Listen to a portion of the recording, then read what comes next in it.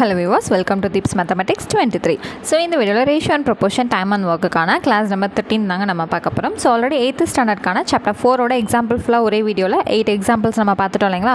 So அதுக்கு அடுத்து exercise 4.4ல இருக்கக்கூடிய ஒரு first half sums தான் வந்து நம்ம பார்க்க போறோம். ஓகேங்களா. அதாவது first sumல மொத்தம் ஒரு 5 subdivision இருக்கும். அது போக ஒரு 3 sum மொத்தமா ஒரு 8 sum இந்த வீடியோல பார்க்க போறோம். அடுத்த வீடியோல ஒரு 6 sum பார்த்துட்டோம் அப்படினா நமக்கு இந்த exercise வந்து complete ஆகும். ஓகேங்களா. சரிங்க. இப்போ first subdivision முதல் கணக்குல first subdivision பார்த்துருவாங்களா.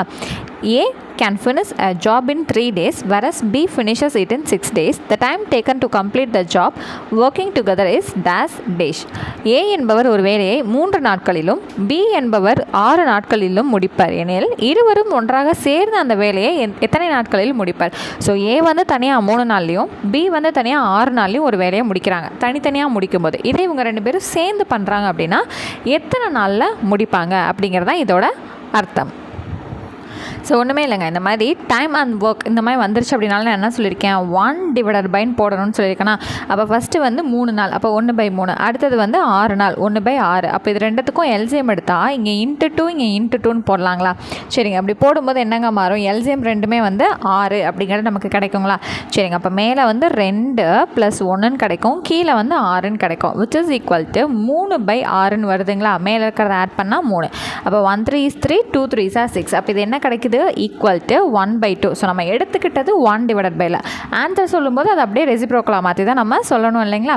சரி, அப்போ ஆன்சர் வந்து என்னதுங்க, டுகெதர் 2 பேரும் சேர்ந்து வேலை பார்க்கும்போது எப்படி கிடைக்கிது, 2 டேஸுங்கிறது நமக்கு கிடைக்கிது. அப்போ 2 பேரும் சேர்ந்து வேலை பார்க்கும்போது 2 நாளில் இதை வேலையை முடிச்சிடுறாங்க. ஓகேங்களா, அவ்வளோதாங்க.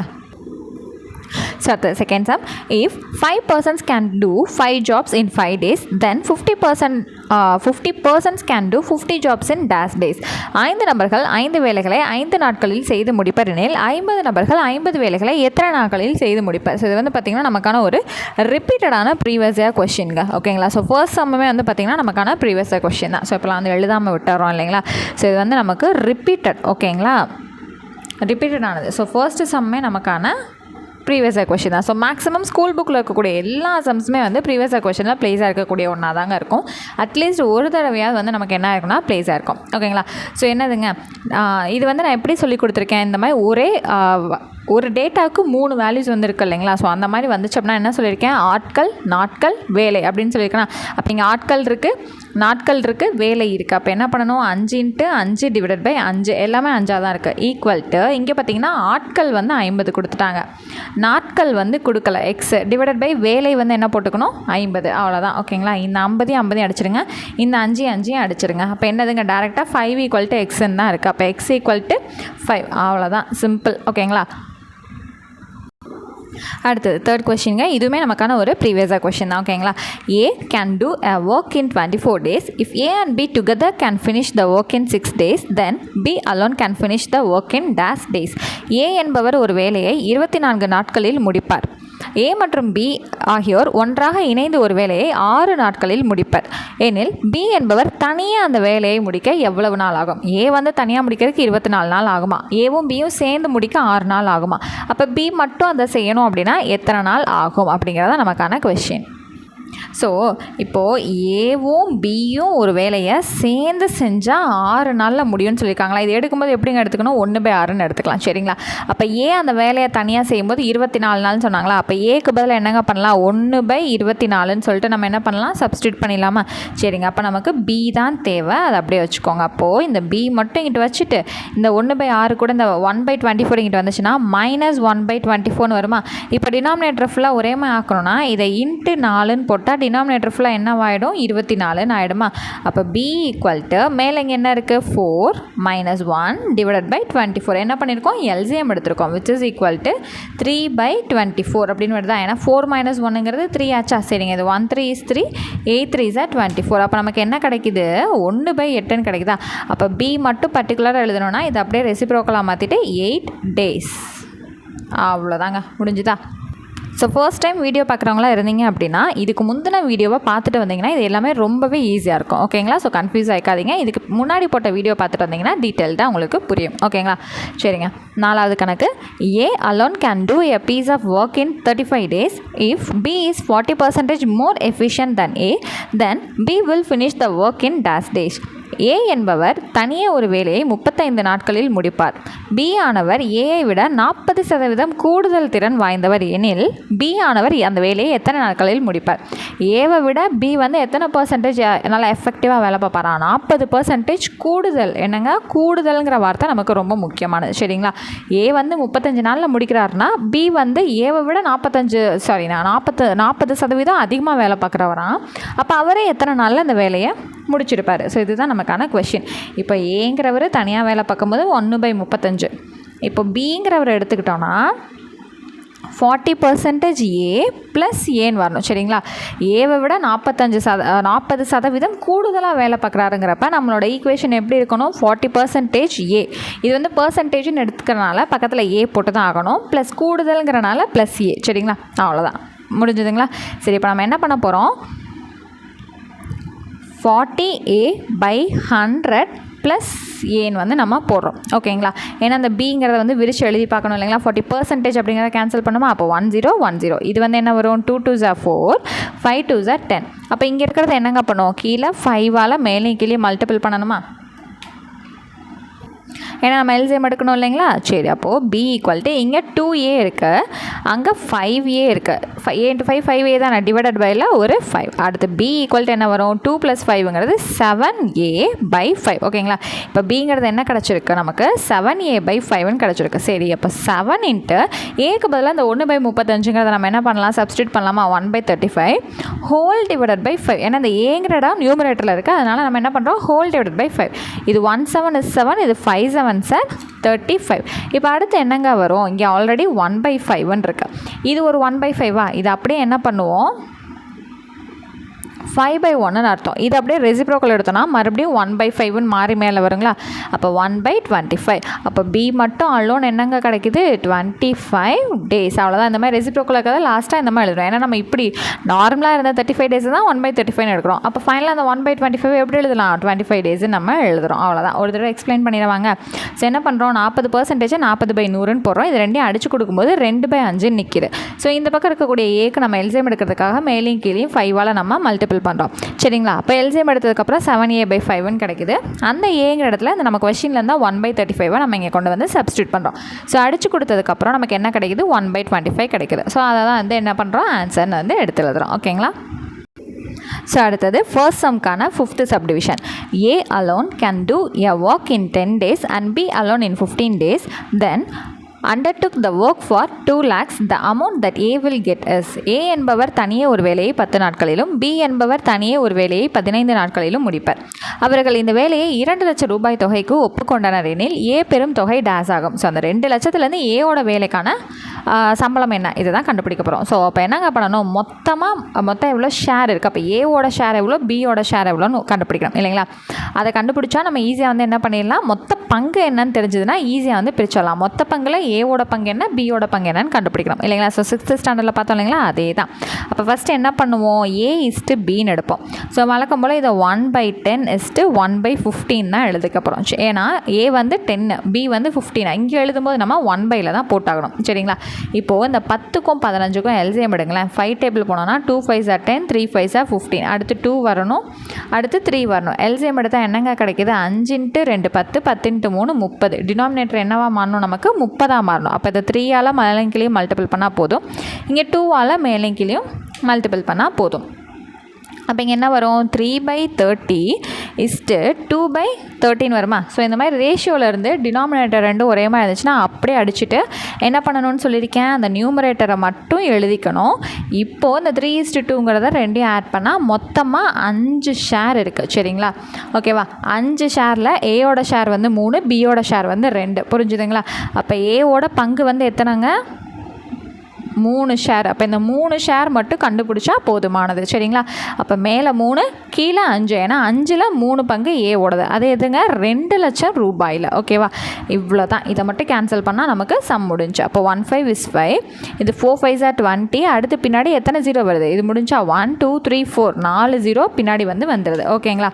அடுத்தது 4 3s are 12ங்க, பின்னாடி 1 2 3 4 ஓகேங்களா. 1s 10s 100 1000 10,000 lakh. அப்போ 1,20,000 ரூபா ஏவோட ஷேராக வந்திருக்கு. இதே பி கேட்டாங்க அப்படின்னா என்னங்க பண்ணியிருக்கணும், இந்த 3க்கு பதிலாக இந்த 2ங்கிறத போட்டிருக்கணும். 2/5 × 2 lakhsன்னு போட்டிங்கன்னா அப்போ 2 × 4ங்கிறது 80,000 அப்படிங்கிறது கிடச்சிருக்கும். ஓகேங்களா, ரொம்பவே சிம்பிள் தான். ஸோ அடுத்தது ஃபர்ஸ்ட் சப்டிவிஷன்லேருந்து 5 கணக்கு வந்து, அதாவது முதல் கணக்குலேருந்து 5 பாகங்கள் வந்து பார்த்துட்டோம். அடுத்தது இரண்டாவது கணக்கு பார்த்துடலாங்களா. ஸோ மொத்தமாக இப்போ இது வந்து பார்த்திங்கன்னா 6வது some. 210 men working 12 hours a day can finish a job in 18 days. How many men are required to finish the job in 20 days working 14 hours a day? 210 ஆண்கள் நாளொன்றுக்கு 12 மணி நேரம் வேலை செய்து ஒரு வேலையை 18 நாட்களில் முடிப்பர். அதே வேலையை நாளொன்றுக்கு 14 மணி நேரம் வேலை செய்து 20 நாட்களில் முடிக்க எத்தனை ஆண்கள் தேவை?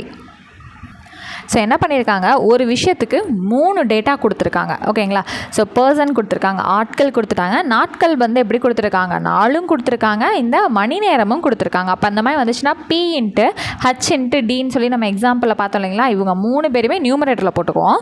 டிவிஷனில் அந்த வேலைங்கிறது ரெண்டுமே ஒரே வேலை அப்படின்னு சொல்கிறனால இதே வேலை தான் இவங்களும் செய்கிறாங்க இவங்களும் செய்கிறாங்கிறப்ப அந்த ஒர்க்குங்கிற இடத்துல என்ன பண்ணணும்னு சொல்லியிருக்கேன், 1ன்னு போடணும்னு சொல்லியிருக்கேன்னா அவ்வளோதாங்க. அப்போ 210 × 18 நாள் × 12 மணி நேரம். ஒரு நாளைக்கு எவ்வளோ மணி நேரம் வேலை செய்கிறாங்க, 12 மணி நேரம் வேலை செய்கிறாங்க. டிவைடட் பை அந்த வேலை எவ்வளவுங்க, ஒரே வேலை. அப்போ 1 = அடுத்து வந்து என்னதுங்க, 20 நாள் வேலை பார்க்குறாங்க. 20 நாளுக்கும் 14 மணி நேரம் வேலை பார்க்குறாங்க. எத்தனை ஆண்கள்ன்றதான் கேட்டிருக்காங்க. அப்போ பர்சனுக்கு வந்து X வச்சுக்கிறீங்க இன்ட்டு எத்தனை நாளுங்க, 18 நாளா, இல்லை 20 நாள் 14 மணி நேரம் சேம் ஒர்க். ஓகேங்களா, அப்போ எக்ஸை மட்டும் இங்கே வச்சுட்டு இந்த 20 × 14 இங்கே கீழே கொண்டு வந்துடலாமா. ஓகேங்களா, இப்படி தானே வந்திருக்கோம். சரி, இப்போ இது என்ன பண்ணலாம், 7 டேபிள் அடிக்கலாமா. 2 7s are 14, இது 3 7s are 21 வரும், பின்னாடி ஒரு 0. சரிங்களா, இது 1 2 is 2, இது 9 2s are 18ன்னு போடலாம். ஓகே, இந்த 1 0க்கு 1 0 கேன்சல் பண்ணிடுங்க. இது 1 2 is 2, 6 2s are 12. சரிங்க, இப்போ நியூமரேட்டரில் நம்மக்கிட்ட என்னென்னங்க இருக்குது, 3 × 9 × 6ன்னு இருக்குது. சரி, 3 9s are 27, இந்த 27 6 மல்டிபிள் பண்ணிடலாமா. 6 6 are 36, 7 6 are 42. அப்போ 2 போடுங்க, 4 இங்கே போடுங்க. 6 2s are 12, 12 + 4ங்கிறது எத்தனைங்க, 16. அப்போ எவ்வளோங்க, எத்தனை மென்ஸ் வந்து தேவைப்படுறாங்க, 162 மென்ஸ் வந்து தேவைப்படுறாங்க. ரொம்பவே சிம்பிள், முடிஞ்சிருச்சு பார்த்தீங்களா. அடுத்த சம் போயிடுவோமா. அடுத்தது 3rd கொஸ்டின் வந்து பாருங்கள். அதாவது இந்த வீடியோக்கு 7th question. A cement factory makes 7,000 cement bags in 12 days with the help of 36 machines. How many bags can be made in 18 days using 24 machines? ஒரு சிமெண்ட் தொழிற்சாலையானது 36 இயந்திரங்களின் உதவியுடன் 12 நாட்களில் 7,000 சிமெண்ட் பைகளை தயாரிக்கிறது. 24 இயந்திரங்களை பயன்படுத்தி 18 நாட்களில் எத்தனை சிமெண்ட் பைகளை தயாரிக்கலாம்? ரொம்ப சிம்பிள். ஓகேங்களா, ஸோ இது ஆக்சுவலாக வந்து இப்போ நம்ம பார்த்த எல்லாமே ப்ரீவியஸ் கொஸ்டினில் ப்ளேஸ் ஆனது தான். ஓகேங்களா, ஸோ தனித்தனியாக மார்க் பண்ணலாம், எல்லாமே ப்ரீவியஸ் கொஸ்டினில் ப்ளேஸ் ஆயிருக்கு. சரிங்களா, ஸோ இது வந்து பார்த்திங்கன்னா 7,000 சிமெண்ட் பேக். அப்போ 7,000 சிமெண்ட் பேக்குங்கிறது என்னது, வேலை. அப்போ வேலைக்கு நடந்தது என்ன வந்துடும், கீழே வந்துடும். சரிங்களா, அந்த 7,000 சிமெண்ட் பேக்கை உருவாக்குறதுக்கு எத்தனை நாள் ஆச்சு, 12 நாள் ஆச்சு. 36 மிஷின் நமக்கு ஹெல்ப் பண்ணியிருக்கு. அப்போ 36 × 12ங்கிறது மேலே, கீழே அதோட வேலை வந்துடுது. சரிங்க, ஈக்குவல்ட்டுக்கு அங்கிட்டு 24 மிஷினை யூஸ் பண்ணி 18 நாளில் எத்தனை சிமெண்ட் பேக்கை தயாரிக்க முடியும். அப்போ வேலை வந்து கீழே வந்துடுதுங்களா. சரிங்க, அப்போ என்ன பண்ணலாம், எக்ஸ் இந்த பக்கம் அனுப்பிச்சிட்டா இந்த 36 × 12/7,000ங்கிறது இங்கிட்டு வரும்போது அப்படியே ரெசிப்ரோக்கலாக மாறி வருங்களா. இங்கே 24 × 18 அப்படியே இருக்குது. இந்த 7,000 இங்கே மேலே வந்துடுது. இங்கே 36 × 12ங்கிறது நமக்கு இங்கே கீழே வந்துடுது இல்லைங்களா. சரி, இப்போ அடித்து கொடுப்போமா முடிஞ்ச அளவுக்கு. 12 டேபிள் போகலாங்களா. 1 12 is 12, 2 12s are 24. ஓகேவா, இது 118 is 18, 2 18s are 36. அப்போ ரெண்டையும் அடிங்க. அப்போ இதுவும் என்னதாங்க தயாரிக்குது, 7,000 சிமெண்ட் பேக்கை தான் இந்த டேட்டாவும் தயாரிச்சிருக்கு. அவ்வளோதாங்க. ஓகேங்களா, ஸோ இன்றைக்கான லாஸ்ட் சம் பார்த்தலாமா. So question பாருங்களேன், 4th one. A soap factory produces 9,600 soaps in 6 days, working 15 hours a day. In how many days will it produce 14,400 soaps, working 3 hours மோர் தென் அ டே. அதாவது ஒரு சோப் ஃபேக்ட்ரி வந்து 9600 சோப்பை 6 நாளில் தயாரிக்கிறாங்க. அது ஒரு நாளும் 15 மணி நேரம் வேலை பார்க்குறாங்களாம். ஓகேங்களா. அடுத்தது 14400 சோப்பை இன்னும் ஒரு 3 மணி நேரம் எக்ஸ்ட்ரா வேலை பார்த்தா எத்தனை நாளில் முடிக்க முடியும், இந்த டார்கெட்டை அச்சீவ் பண்ண முடியும்னு கேட்டிருக்காங்க. அப்போ 15 மணி நேரத்தை விட எக்ஸ்ட்ரா 3 மணி நேரம்னு சொல்லியிருக்காங்க. அப்போ இங்கே என்ன வரும், 18 மணி நேரம். ஓகேங்களா. சரி, இப்போ வந்து போட்டுடலாங்களா. சரி, இப்போது அந்த வேலை சோப்பு வந்து என்னது வேலை பார்த்தது, அப்போ கீழே வந்துடும். அங்கே மேலே வந்து என்னதுங்க வந்துடும், 6 நாள் 15 மணி நேரம்னு வந்துடும். ஈக்குவல் டு இங்கே என்னதுங்க, எத்தனை நாளுங்கிறது கொடுக்கல, 3 hours எக்ஸ்ட்ரான்னு சொல்லியிருக்காங்க. அப்போது 15 + 3ங்கிறது என்ன, நம்ம இங்கே இன்புட் கொடுக்கணும், 18 ஹவர்ஸுங்கிற இன்புட் தான் இங்கே கொடுக்கணும். 3ன்னு மட்டும் போட்டால் தப்பாயிரும். வெறும் 3 மணி நேரம் தான் அவங்க வேலை பார்த்தமா இருக்குது. ஆனால் இங்கே விட இங்கே 3 மணி நேரம் எக்ஸ்ட்ரா உழைச்சிருக்காங்கிறப்ப 18 மணி நேரம். எவ்வளோ சோப்பு வந்து தயாரிக்கணுமா, 14400 சோப்பு. சரி, இப்போ எக்ஸை அப்படியே இங்கே வச்சுக்கோங்க. அப்போ 6 × 15 × இந்த 14400ங்கிறது இந்த பக்கம் வரும்போது மேலே வந்துடும். டிவைடட் பையில் என்னங்க வந்துடும் நமக்கு, இங்கே ஆல்ரெடி 9600 இருக்குது. இங்கே மேலே இருக்கக்கூடிய 18 வந்து நமக்கு இங்கே கீழே வந்துடுமா. சரிங்க, இப்போ என்ன பண்ணலாம், 6 3s are 18, 5 3s are 15. இங்கே 2 zeros இங்கே 2 zeros நம்ம அடிச்சிடலாம். ஓகே, இது 16 is 6, இது 16 is 6. ஓகேங்களா. ஸோ அடுத்தது 2 டேபிளில் போயிடலாங்களா. இது 4 2s are 8, மிச்சம் 1, 8 2s are 16, இது 7 2s are 14, 2 2s are 4. ஓகேங்களா. ஸோ இதை 4 டேபிள் அடிப்போமா. 12 4s are 48, இது 1 4 is 4, மிச்சம் 3 என்னங்க வரும், 8 4s are 32. அடுத்தது இது வந்து 4 டேபிள் இல்லை 3 டேபிள் போயிடலாம். 4 3s are 12, இது 6 3s are 18, இது 2 2s are 4, 3 2s are 6. இதுக்கு மேலே நம்மளால் எதுவும் கேன்சல் பண்ண முடியாது இல்லைங்களா. சரி, அப்போ நியூமரேட்டரில் என்ன இருக்குது, 5, இங்கே 3 இருக்குது. அப்போ 15 ஆச்சு. டினாமினேட்டரில் நம்மக்கிட்ட இந்த ஒரு 2 இருக்குது. சரிங்களா. இந்த 15/2ங்கிறத நீங்கள் இந்த டிவிஷனில் போட்டிங்கன்னா 7 × 1/2ன்னு கிடைக்கும். ஸோ 2 7 2s are 14, மிச்சம் 1. இது எப்படிங்க எடுத்து எழுதுவோம், இந்த ரிமைண்டர் நியூமரேட்டருக்கு வந்துடும். எதால் டிவைட் பண்ணமோ அது கீழே வந்துடும். இந்த கோஷன்ட் வந்து சைடில் வந்துடும். 7 × 1/2. ஓகேங்களா. இதுதான் இதுக்கான ஆன்சர். ஸோ இன்றைக்கி வந்து மொத்தமாக ஒரு 8 கணக்கு நம்ம பார்த்துட்டோம் இல்லைங்களா. இன்னும் இதே எக்ஸசைஸில் இன்னும் ஒரு 6 சம் மட்டும் இருக்குங்க. இதுக்கு அடுத்த ஒரு எக்ஸசைஸ் 4.5ல் ஒரு 6 சம் இருக்குது. அதாவது ஆல்ரெடி நிறையா சம் வந்து நம்ம 4.5ல் முடிச்சிட்டோம். அதாவது காம்பவுண்ட் இன்ட்ரெஸ்ட் அண்ட் வெறும் பர்சன்டேஜ் அது எல்லாமே நம்ம அதிலே முடிச்சிட்டோம் இல்லைங்களா. ஸோ அது போக நம்மக்கிட்ட அதாவது வெறும் percentage, profit loss and discount அதெல்லாமே நம்ம பார்த்துட்டோம். ஸோ இன்னும் ஒரு அந்த எக்ஸசைஸில் இந்த டாப்பிக்கான சில சம்ஸ் மட்டும் கொஞ்சோண்டு இருக்கும். அதை மட்டும் பார்த்துட்டோம் அப்படின்னா அவ்வளோதான், முடிஞ்ச ratio and proportion time and ஒர்க்குங்கிற டாப்பிக்கே கம்ப்ளீட்டாக எடுத்து ஒரு ஓரமாக வச்சிடலாம். ஓகேங்களா. ஸோ நெக்ஸ்ட் கிளாஸில் மீட் பண்ணுறேன். தேங்க்யூ.